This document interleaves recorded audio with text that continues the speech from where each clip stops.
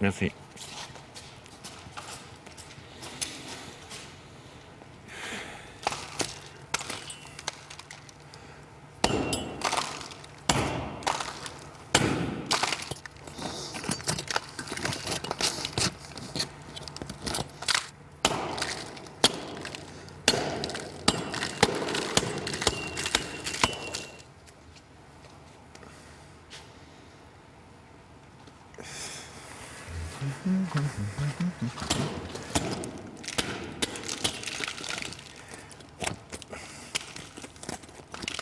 I painted a long time on this painting, and I did layers on layers and layers, and now I go back to the beginning.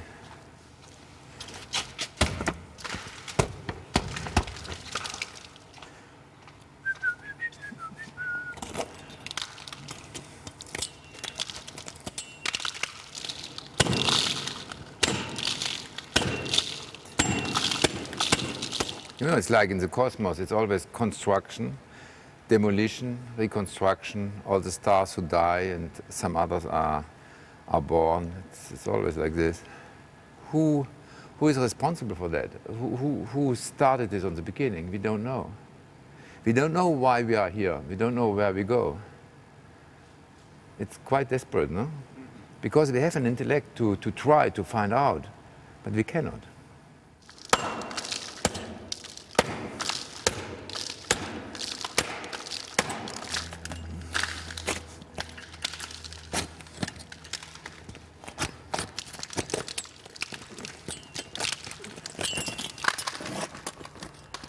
When a star explodes, all the material goes in the cosmos. It's there. It's not. God doesn't forget it, you know.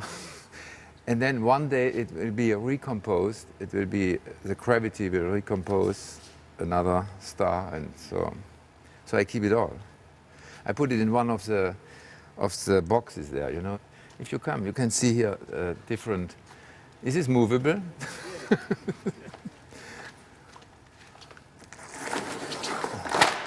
Here are different paintings, you see, from different states.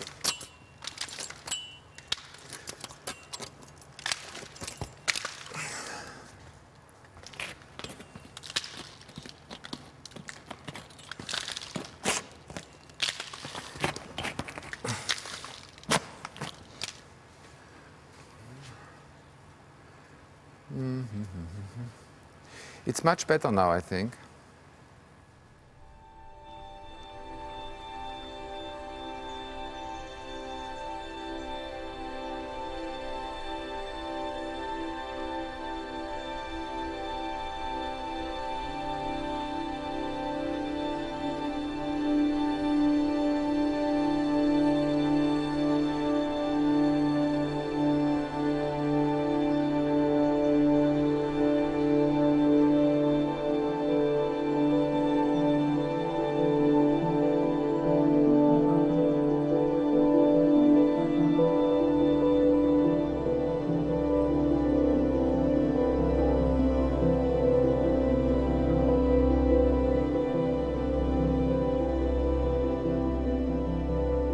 Kiefer is emphatically one of the most significant artists currently working in the world.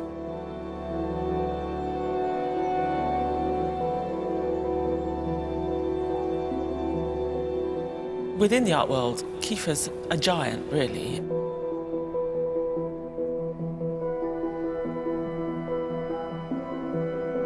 There are some people whose creativity verges on the demonic, and he's one of those.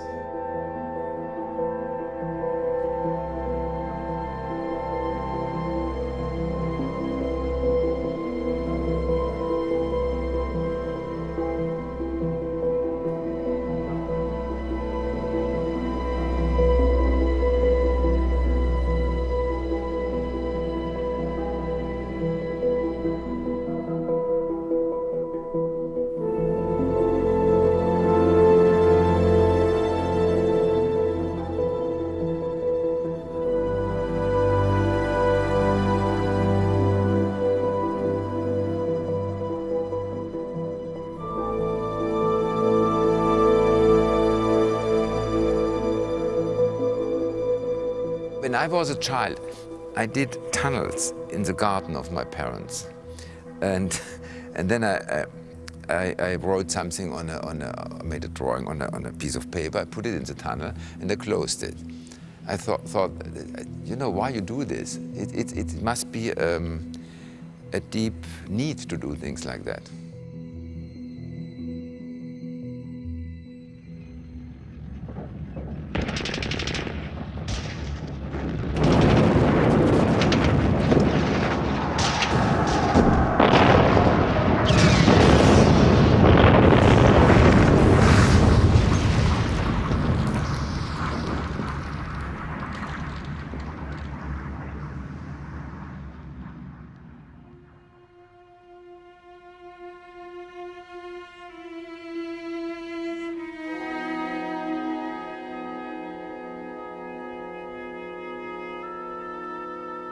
I'm thinking of when you were born, 1945, and obviously that moment in the history of Germany. When I was a child, the neighbor house was a ruin, and another was ruined around. And this was your playground? Yes, I had nothing else. I played with these bricks in the ruins of Donaueschingen, you know. There was a mass of them. I could play with them.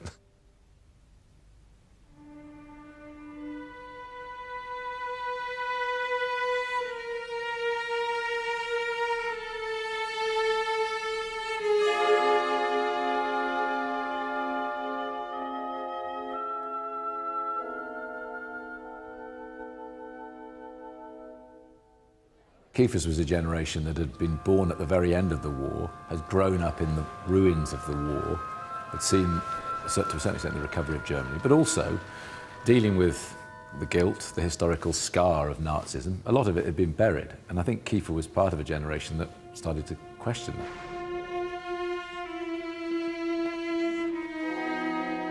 It's extraordinary now because Germany has been about the best place in the world to teach its children about the war and the Holocaust and the Nazis. But even as late as the 60s, it wasn't the case. Something profound and horrible has gone wrong. Germany is shrouded in silence and denial, a kind of willed amnesia. The Nazis took over art. They decided what was good and what was bad. Kiefer wanted to sort of purify, cleanse that role again. From the very beginning, Yeah. you were very bold, almost, you know, reckless almost, because, as you say, Germany wasn't ready for it.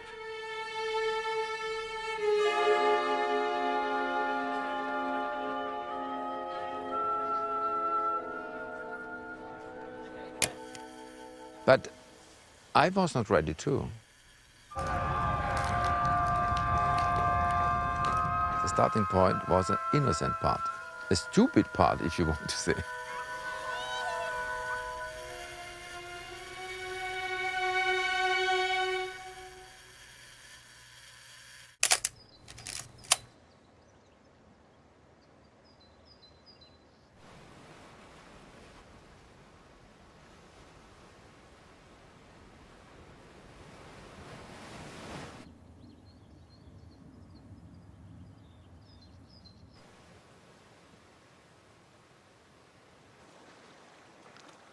The Sieg Heil salute had been banned in Germany since 1945.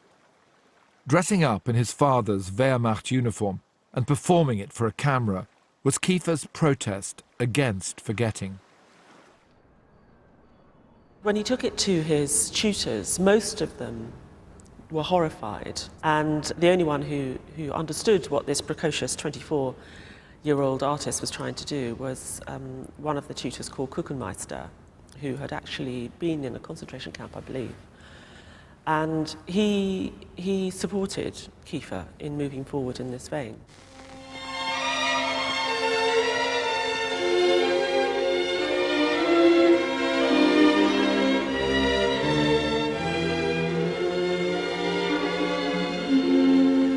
Ich weiß nicht, was soll es bedeuten, dass ich so traurig bin. Ein Märchen aus Zeiten, das kommt mir nicht aus dem Sinn. As a young artist, Anselm Kiefer prodded incessantly at the open wound of German history. His paintings from that time are covered with references to mythical German heroes: Siegfried, Hermann, Parsifal, blood-soaked legends of the deep past. These are the same heroes around whom the Nazis built a cult.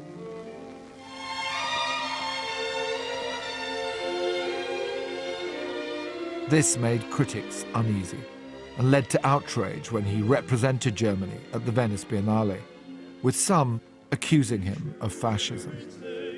Was he trying to redeem these German heroes and wash away their sins? If people say, oh, who has made this? Is this a neo-Nazi? Then I say nothing, because I go back to an earlier time, in which time I don't know what I was. You understand? It's not clear what I was in 30 or in 39. It's not clear what happens with me in this time. And most of the intellectuals, they don't ask this question, what they would have done or what they feel, really.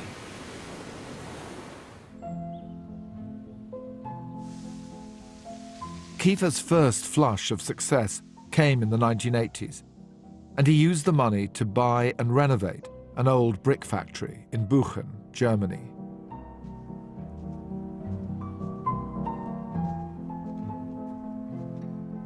Here he expanded into sculpture and installation. He began to create a world for himself.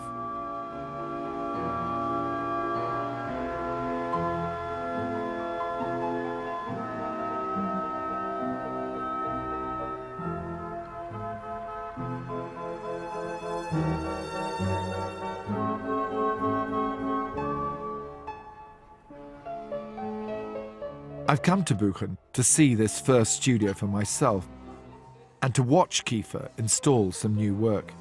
I think we have to go over there. Yes, we go up here.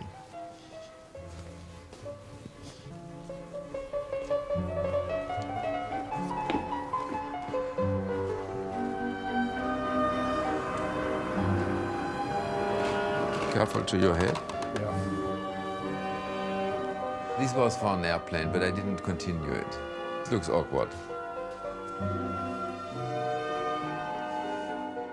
It's a bewildering and slightly disorientating experience, and Kiefer himself is difficult to keep up with, and not just physically.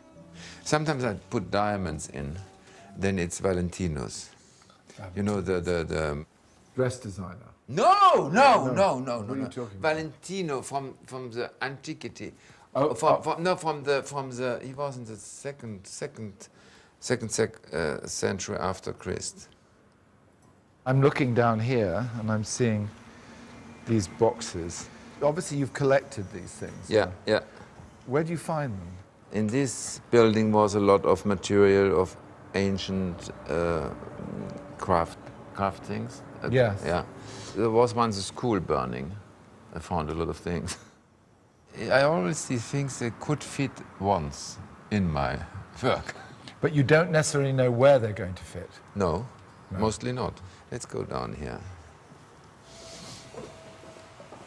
When I did the straw paintings in the 80s, then I had sometimes an axe, and I took the straw away. Yeah. When it was too much or when I wanted it just remnants of straw on the painting. Yeah. And then I didn't throw it away, and I brought it here, I thought. That's probably been here for how many years? When did you do the straw That's painting? here since 84. So it's been here for about 30 years now. 30 years, yeah. Well, It doesn't transform. It's survived very, very well. Yes. Do you throw anything away? No, never anything. I think it all can be reused or transformed. It was here in Buchen that Kiefer's work began to develop in new directions. As he plunged deeper into the guilt and horror of German history, It was as though somehow conventional paint was no longer enough. He began to mix it with ash, earth, and straw, the debris of the world. These two paintings are Kiefer's response to Death Fugue, a poem about the Holocaust by the Jewish poet Paul Celan. Schwarze Milch der Frühe, wir trinken dich nachts. Wir trinken dich mittags und morgens. Wir trinken dich abends. Wir trinken und trinken. Ein Mann wohnt im Haus. Dein goldenes Haar, Margarete. Dein aschenes Haar, Schulemit. If the horror of the world can be expressed by artists, then that is an achievement, isn't it? The word achievement is very difficult. It's as horrible the subject is, art becomes beauty. That's a malediction even. A curse. It's a curse. That all becomes beauty, you know. But it doesn't mean that you have found the sense of the world. You have constructed a sense. You could be seduced to think that art could redeem the world. It cannot. You see, there are the doors, The brick ovens. the brick ovens. This is really, for me, very shocking, this. And I never changed anything. I just put a bulb in because this is already, I cannot do it that better, you know? It's like it is, you know? But of course, without saying it, this is Sure. very troubling when you Yes. look at it. It's For this reason, I never did something in here. It's already enough. Dein goldenes Haar, Margarete. Dein aschenes Haar, Schulemit.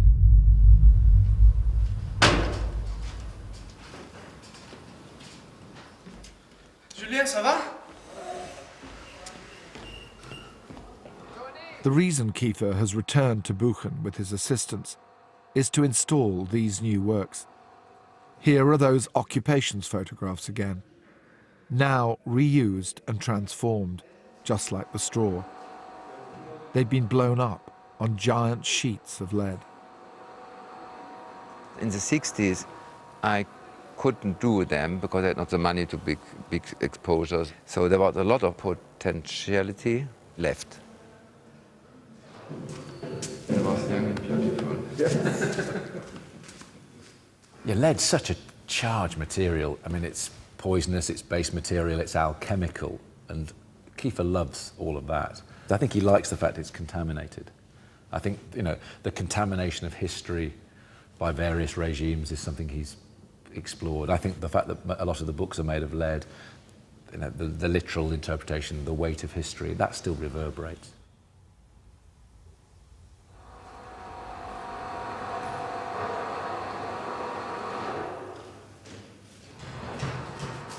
History is a material.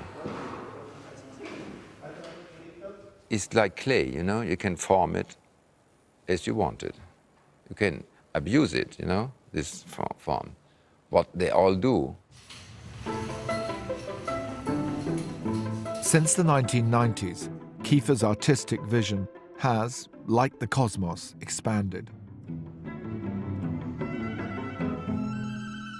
He began to attach objects to his canvases: plants, lead books, the weapons of war.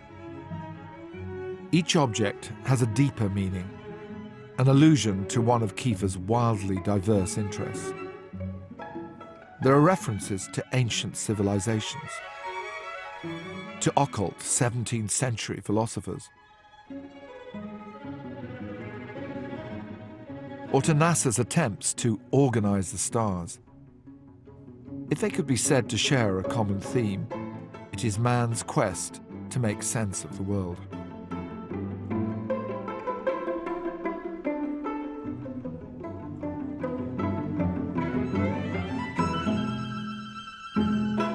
The great thing for me about Anselm is that he's really only interested in the big questions in life. You know, how did I get to be here?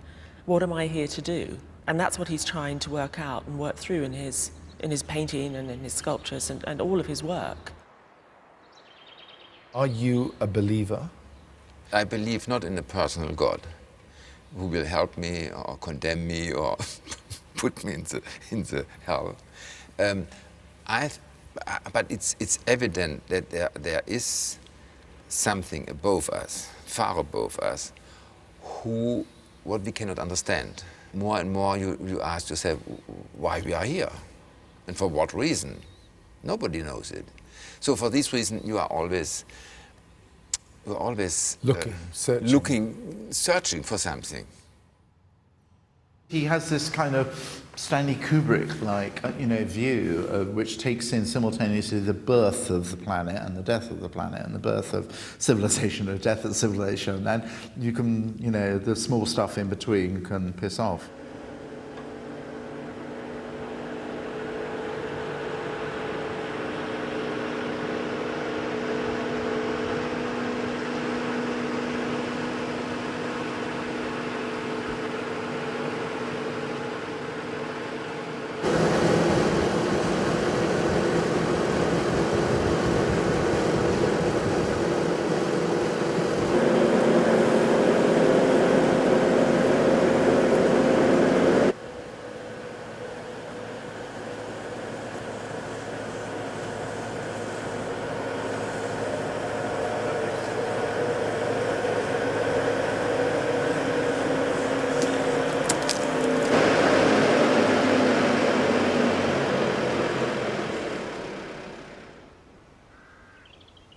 In 1992, Kiefer moved his studio to Barjac in the south of France. Without the help of architects or engineers, Kiefer and his assistants have turned this 200-acre site into one of the most dazzling, jaw-dropping works of art in the world. There are tunnels, towers, and pavilions to house his installations. It is Kiefer's imagination writ large on the landscape.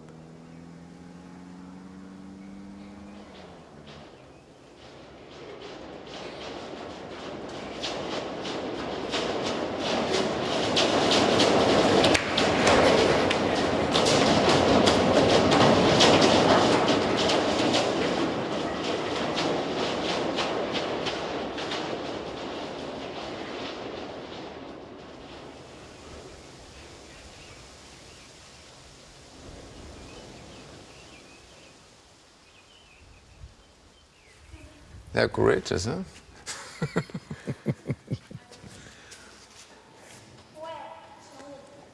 Now you can look through, Electra. Look. Virgil, you have so long feet from here.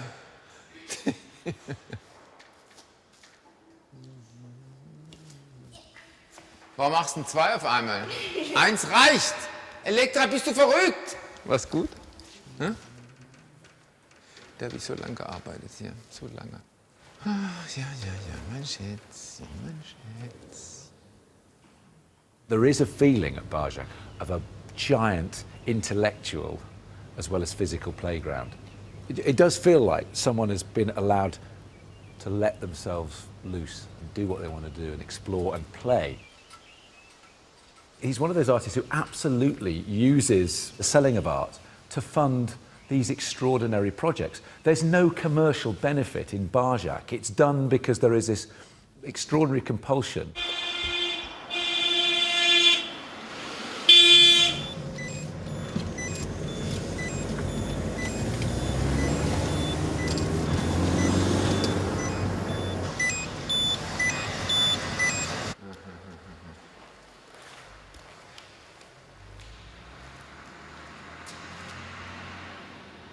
Je vais un ici et un l'autre. On a deux. Oui, oui. Tony, on peut le tourner pour voir si c'est assez grand. L'autre est plus grand. L'autre est plus grand? Oui, oui. Ah, je vous aide. D'accord? Non, c'est bon. C'est petit, Tony, hein?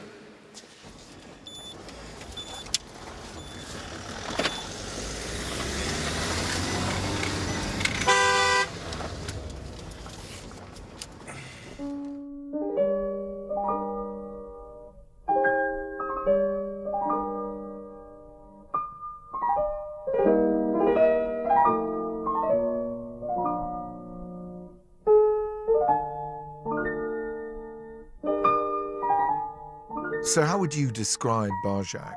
Is it a working studio or an exhibition space or what? It almost feels like a laboratory. I would say laboratory is a good word, yes. Exhibition space, laboratory, and it's a work of art who has different issues or different material. You know, it's landscape, it's minimal art, it's conception art, it's land art, it's all this together.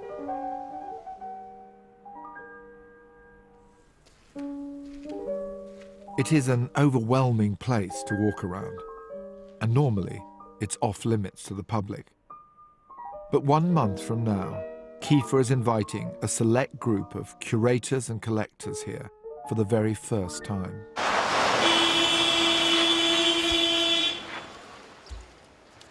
And there's work to be done.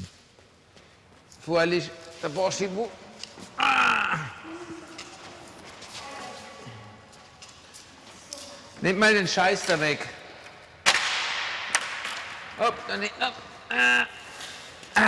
Tony, il faut dire à Alain, quand on met l'avion, que le nez va vers l'ouest. Tony, l'ouest. Vers l'ouest, donc vers là. Oui. Ok. Tony.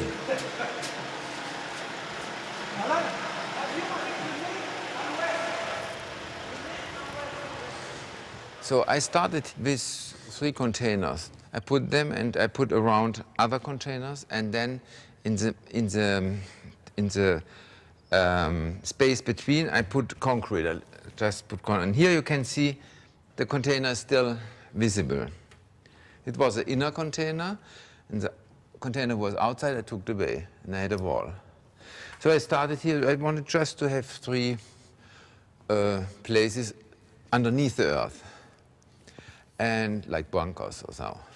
And then I thought it's so nice, and I continued with the next and the next and the next, and it was a building all of a sudden. So it was just growing like a painting, you know. I like things in movement. I don't like them static. I like them that they move and that they surprise me. If this will collapse, it would be a wonderful surprise, you know. I wanted that it slides a little bit, you know, because can you imagine when it would slide a little bit, it would be wonderful, you know, but it didn't. Didn't want. I get a cigar now.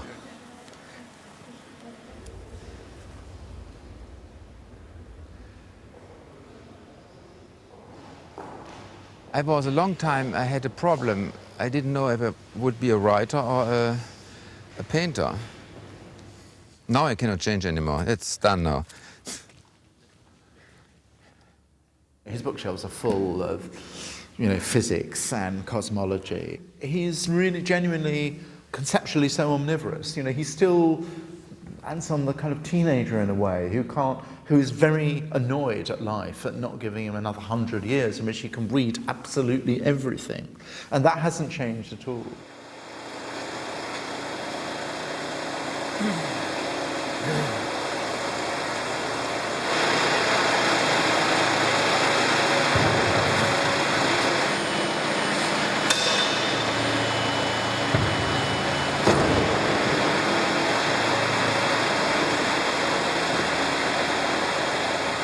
This is a printing machine.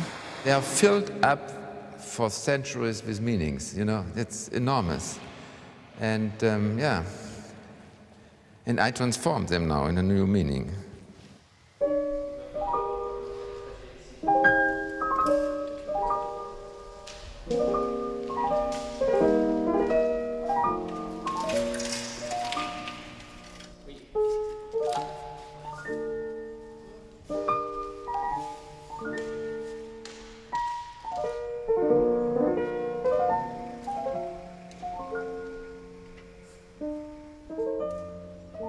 In the Hebrew tradition, the letters are sacrosanct. However, you combine them, even in a completely irrational way, it makes a sense, you know, because the letters themselves are holy.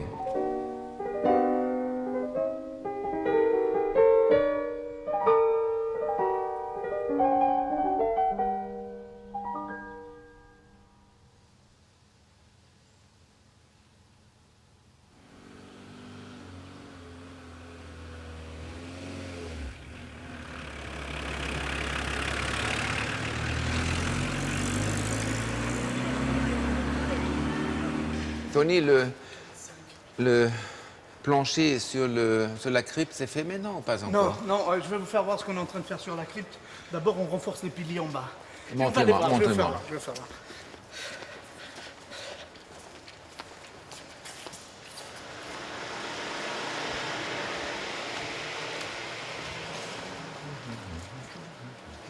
These pillars are made with a drill.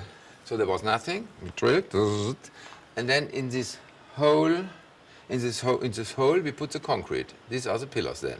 Ah, c'est joli, Tony, c'est joli. Vous allez venir, j'ai pas touché. Ah, c'est tout joli, Tony. On peut faire quelque chose parce que. Mais qu'est-ce qu'on peut faire, Tony? Alors, Ça, il y a bien de plus en plus? Alors, here I left a hole because I like to come to earth in a room, you know? It's wonderful, no? Tony, c'est beau ça. C'est fantastique. J'ai rien fait en attendant, comme je savais que vous alliez venir. Parce que si on fait rien, c'est toujours beau, Tony. Il n'y a que vous qui pouvez décider si c'est bon, Anselm. Ni moi n'ai pas décidé. Regardez cette lumière, Tony, il faut faire quelque chose. C'est joli cette lumière. Comme vous avez dit, il n'y a pas de souci. Tony, this has to be done quickly because I wanted it to Okay, so stay like this. should we go up We there? go up. How we can go up here? The best will be by here. Tony, this was the first tunnel. Yeah, And it's so awkward, no?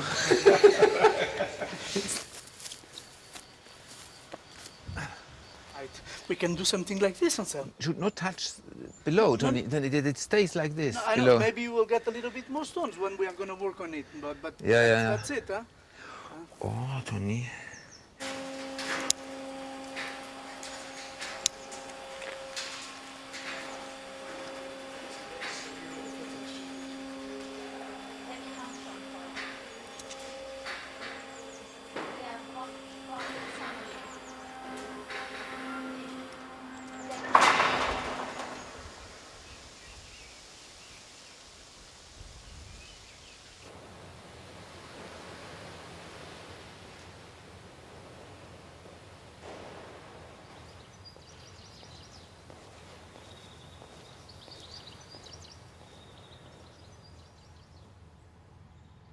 You like scale, don't you? I know Scale, you're in denial about it. Is it important to you, scale? No, I don't look at it like you look. It's my gesture. So it's my body who is implicated.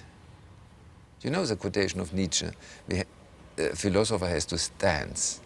It has to be, you have to dance. So it's the physical part is very obvious, and the scale is a product of the dance, if you want, you know.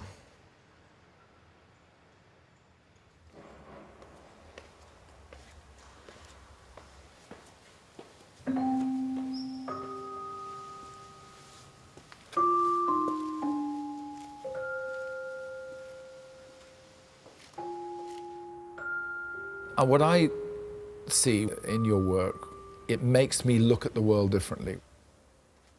Your use of material, whether it's lead or it's straw, material which ages and changes and transforms. I think the transformation is in them. Because, for example, since a few years, some years, I do electrolysis. I put the painting in electrolyzed bath.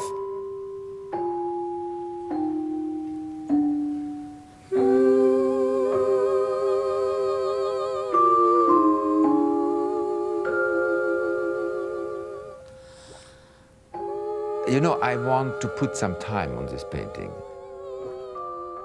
I want to accelerate the time. And this is what the alchemists do. What happens in nature, they accelerate. My paintings goes on very often to change. They get green or red or with the time. I think you can see beauty in anything. I remember I was walking once on the beach in India, and the people came in the morning to the sea to shit, you know? A lot, thousands, you know? It was covered with shit, you know? And it was fantastic, you know? You could see all colors. It's a palette of colors. No, there are no ugly things.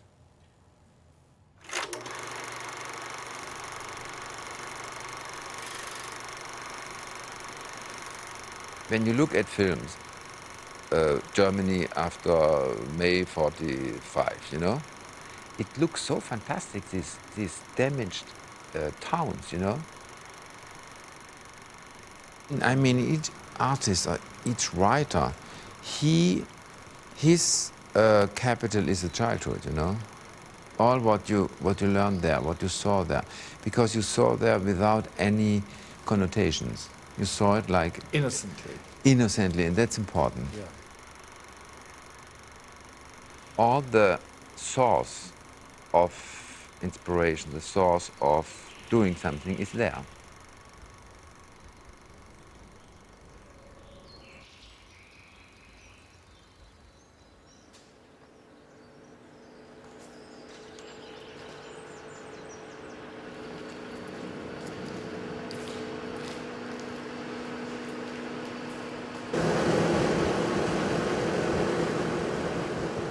You know, when you are a child, you have little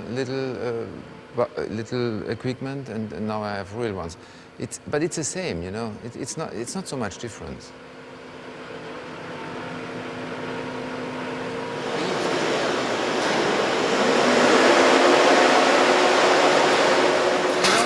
Achtung! Noch ein bisschen drehen. So, und jetzt höher. Bisschen höher, Toni, bisschen höher. C'est joli. Quand même, c'est un naufrage. Regardez, Alain le dirige par sa volonté. Levez, levez, levez. Hop, hop, hop, hop. Hop. Ça plie? On coupe les deux ferrailles là, comme ça on peut l'appuyer au plus près. Moi aussi, oui. Non, mais c'est beau comme ça, on va l'agrandir avec du plan. Alain, cette nuit, il fait la prolongation de l'aile. Non, c'est plus dedans. Hein? Hein, Jacques, vous dormez la nuit? Ah oui, ça, oui. Mais Alain, vous n'êtes pas encore en retraite, non? Pas loin. Moi, je ne dors pas la nuit. Ah bah oui, mais moi oui. Vous êtes plus en santé que moi. La nuit, je dors.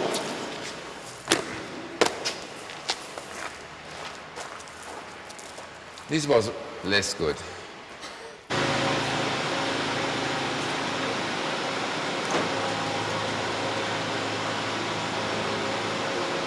Hop!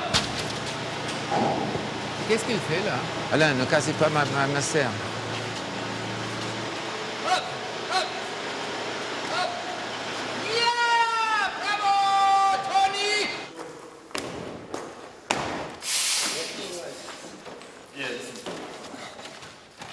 You are a genius. Yeah. You are quite genius. No, so.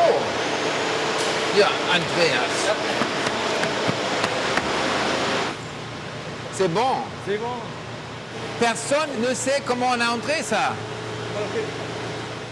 I would like to put this now there. To move this into there. Oh.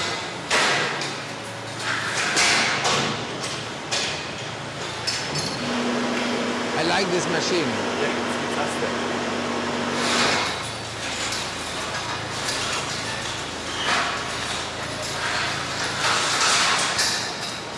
Yeah! No, I have to guard against order sometimes. So, because there's always a middle way or a compromise between chaos and order. If it's too chaotic, nothing comes out, you know. If it's too order, it's sterilized, you know. So you have to always find the way between these two things.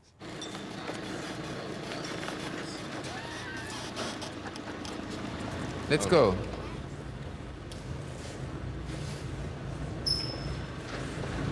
Stop! Stop! Du versuchst die möglichst enge reinzustecken, aber dann korrigierst nicht mehr. Wenn sie dann umfallen, fallen sie um. Das große Ding stört mich sehr da, das müssen wir absägen.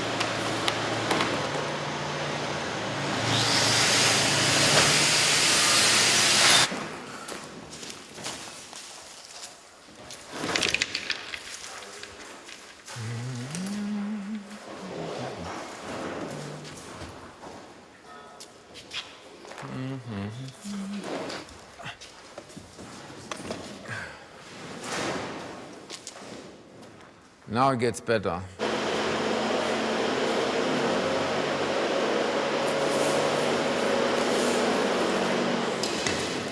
Yeah. This is good.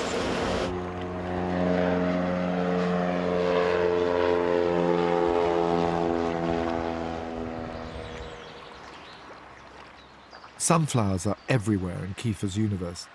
He seems to prefer them dead and dried up, when their heads are packed with seeds, a potent symbol of death and rebirth.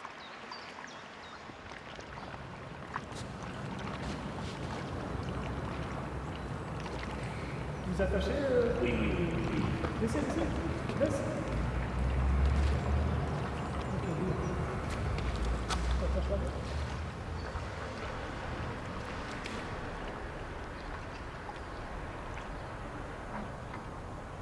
6 years ago, Kiefer moved his studio for a third time. He now works here, on an industrial estate half an hour east of Paris, in a warehouse that used to belong to a department store. Unlike Barjac, everything here is on one level. Paintings and sculptures can be moved quickly on wheels. In fact, everyone who works here uses bicycles to get around.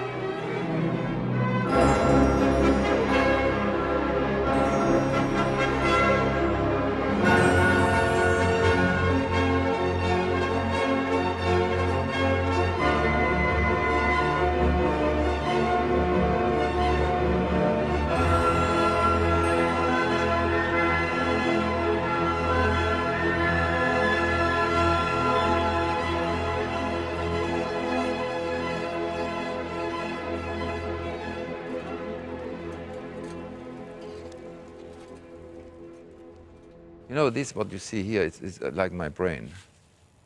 It's all the synapses and things. And I go around and sometimes I find late a new connection between some object, between a painting and an object, or between two paintings and so on. Obviously, you've collected these things, yeah. Oh, there are a lot of things. There are skins of snakes, there are rails out of clay or locomotives, flowers, all kind of plants, debris, all kind of things. So you have your memories and your materials, but also you might want to come back to these works at any time. So they're all here for you to... They're waiting. I think to wait is something important. It's philosophical to wait, no? You know, today people don't wait anymore. You are always in contact with your friend, with your wife, you have always your handy with you, and oh, now I'm there, now I'm here. It's no more waiting for someone. Some of these works have been waiting for a very, very long time, haven't they? I think there are works from 71, I think. In the containers outside, I have works from the earlier 70s. But I know where they are, in which container. And then I go with my bicycle through all these rooms, all these spaces, and then I have an idea.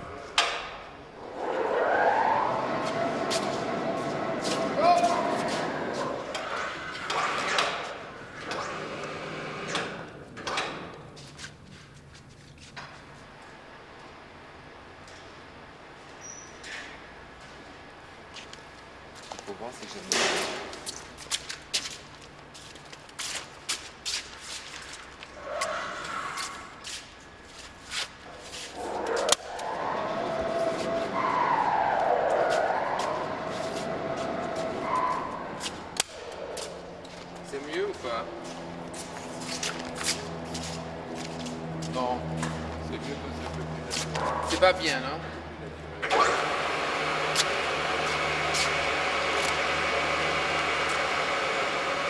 Ça suffit une ligne d'or. Où je fais une ligne suivant les montagnes, tu sais, avec l'or. Ça sera peut-être aussi. Ah, tu sais que je fais une ligne d'or dans le vêtement. Je crois que ça, c'est pas mal. Ça suffit. Parce que le vêtement est beau, les couleurs sont parfaites. Oui. Non, je fais une ligne d'or, et puis ça sera bien. Après, on a les trois éléments, l'or, le blanc et l'argent. Là, il faut mettre en or. C'est l'or. Et on peut mettre ici, tout derrière. Andrea, this gold here, no? So. Ok. Et puis, vous le mettez couché, et puis on met encore plus d'argent parce que c'est pas assez polo. Okay.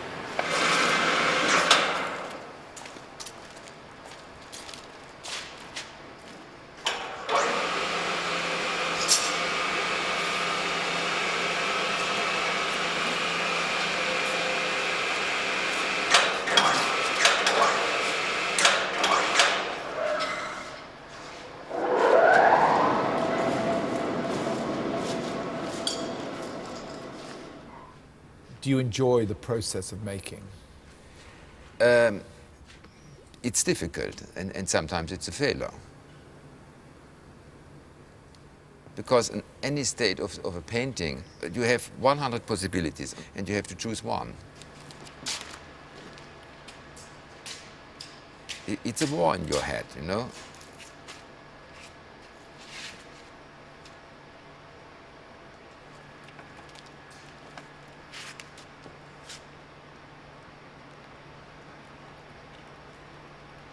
C'est pas polo, hein? And when I look 2-3 days later, I think it's shit, you know? It happens, you know?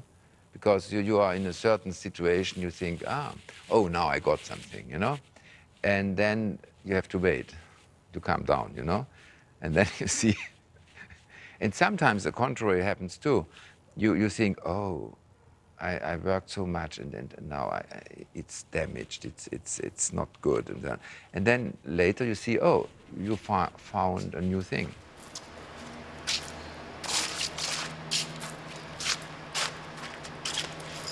Alors on fait ça et puis on va voir, ok?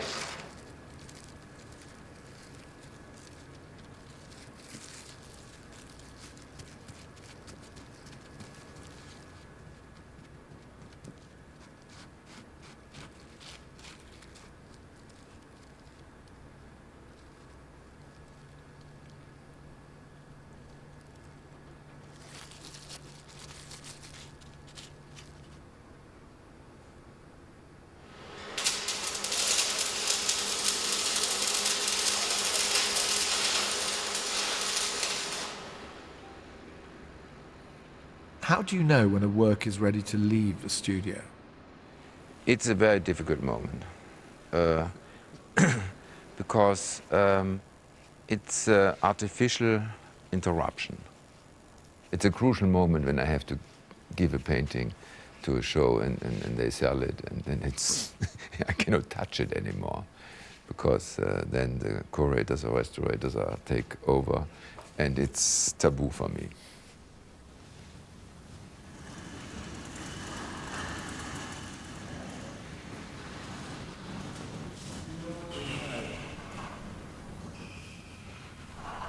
You should divide one in two and then...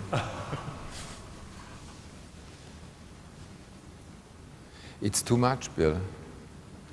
We cannot use these walls. Können wir das mal ein bisschen rüberschieben? Vielleicht wird es dann besser.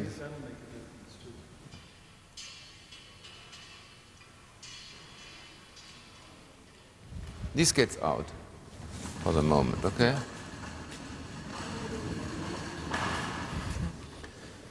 You will take it out. Okay. You know how he used to show me the paintings? There were the paintings. There was a frame with wheels, and the paintings were outside. So one day it was raining, and he wanted to show me paintings on wheels, And I said, Anselm, maybe we should wait until it doesn't rain. He said, rain won't hurt it. It might even help it. And so he would bring the paintings out and leave them out in the rain while we're looking at them, and then put them all back. So that's what's so great about working with him. Herr Karl, können Sie das mal rausnehmen? Aber noch greifbar, weil wir sind noch nicht ganz sicher, ne?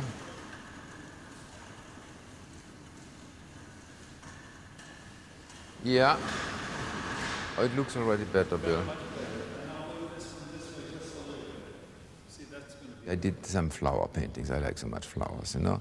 And then I thought, that's difficult to do flowers, you know. It's too comforting. People would like it too much, you know. I thought I have to give the flowers and the fields of wonderful fields of flowers another meaning. And I called it Morgentauplan. Henry Morgenthau Jr. was an American politician who in 1944, with victory imminent, devised a plan for Germany after the war. He wanted to destroy its factories and turn the entire country into farmland. The Nazis discovered this, and Goebbels seized the opportunity to inspire the German people to fight on. Wir haben ja in den letzten Tagen die Feindpläne zur Genüge kennengelernt. Den Plan des Juden Morgenthau, dass 80 Millionen Deutschen ihrer Industrie beraubt würden und Deutschland zu einem einzigen Kartoffelfeld gemacht werde. Ich bin nun hier vor Ihnen erschienen, um einerseits als Vertreter des Volkes vor der Nation und vor der ganzen Welt zu erklären, dass wir dieses Gebiet niemals aufgeben werden und es verteidigen werden wie eine Festung bis zum letzten Atemzug.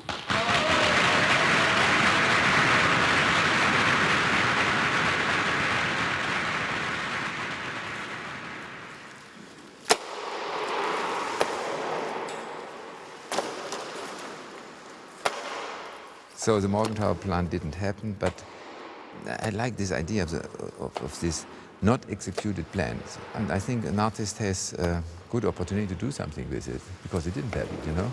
I had in my head the idea Germany would bloom everywhere, there would be a lot of flowers, wheat everywhere, and it would be a wonderful green country. Now we go here.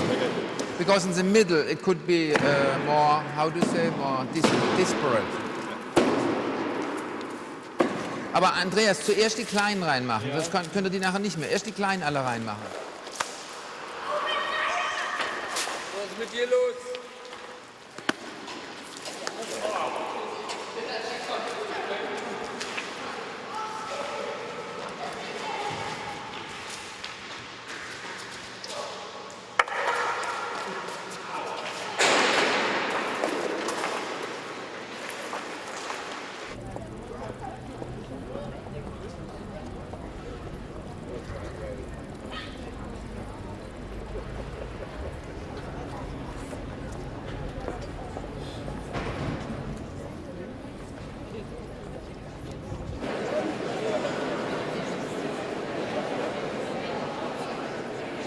You know, you do exhibitions, you sell paintings, and once you have to say that's not finished.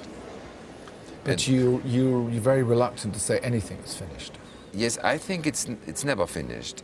Even when it left my studio, it continues, because the feeling of the spectators play a big role, because they create then thousands and millions of their own picture of the picture.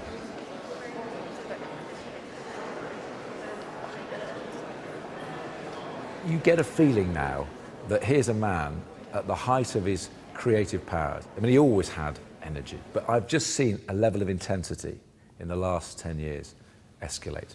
And I think it's going to be a phenomenal late period. Maturity, I think we call it. Okay. Die Erdzeitalter. You know what it is in English? Stratigraphy, strats, the strats of the time. For example, you can see a portrait here. Yes. You see these flowers? Yes. the Queen of France, you see. She doesn't look too pleased, Anselm. What is this? I don't think there's ever been anything like this quiet in the Royal Academy. Look around you, you know. This is. Did you spend much time establishing this in this No. room? No. 4.5 hours.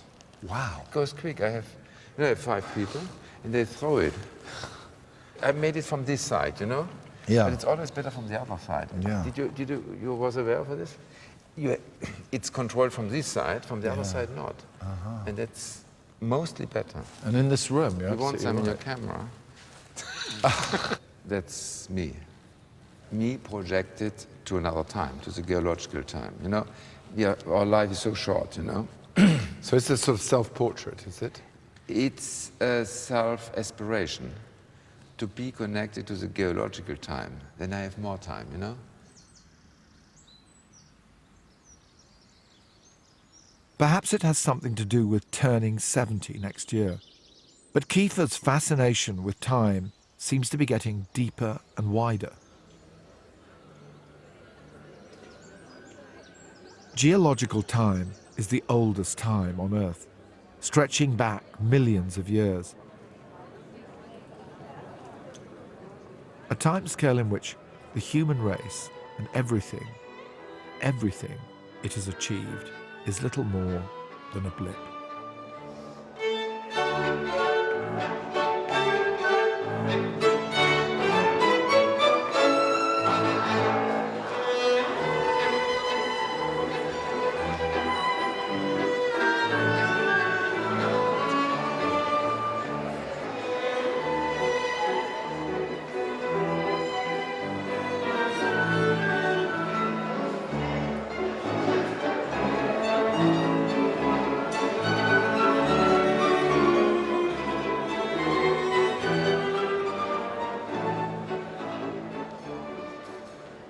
$330 million years ago, a big meteorite hit the Earth, and then I think 97% of all livings was destroyed. And if this meteorite wouldn't have hit the Earth, we wouldn't be there, because the evolution would have gone in another direction.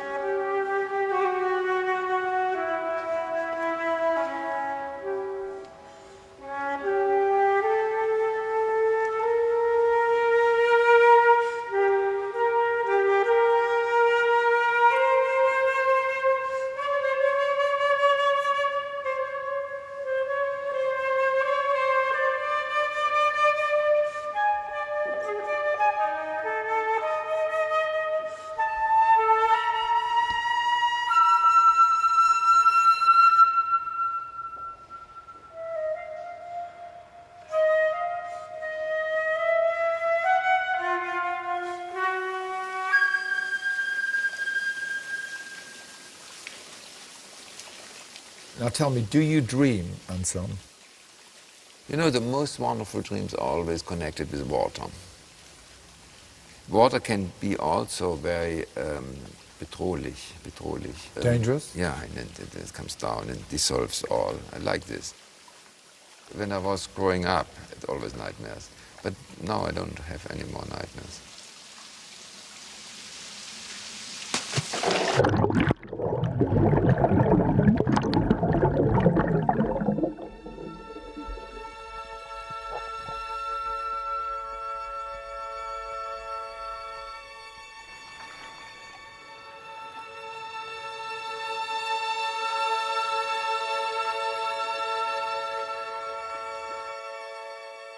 I was always fascinated by the expression, "I hold all Indias in my hand." It's from a poet, Quevedo, from the 17th century. We know the continents was once all together and then it was separated. And I like the idea to reorganize the continents by swimming.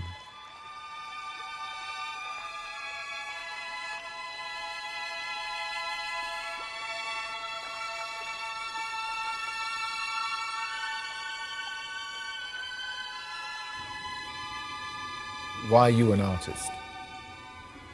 You know, I have to connect things in the world in a different way.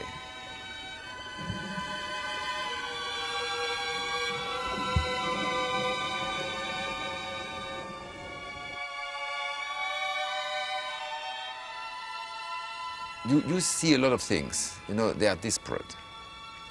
And you want to have a connection, to feel more secure, or to feel better.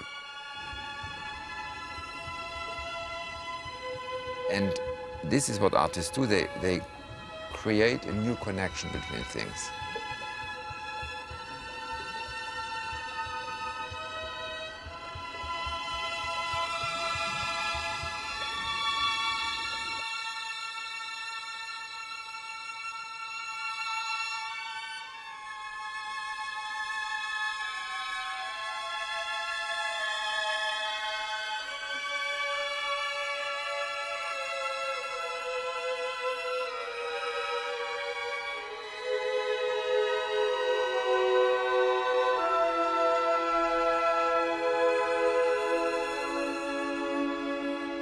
We don't know why we are here. We don't know where we go.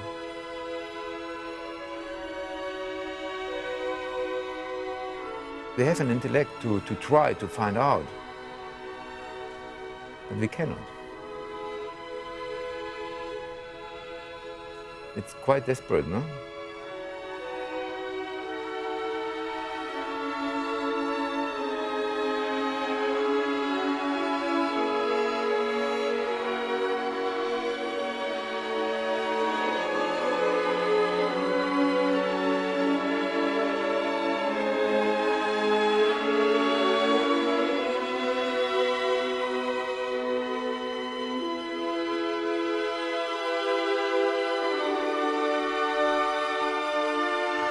And you can see the Anselm Kiefer retrospective at the Royal Academy in London until the 14th of December.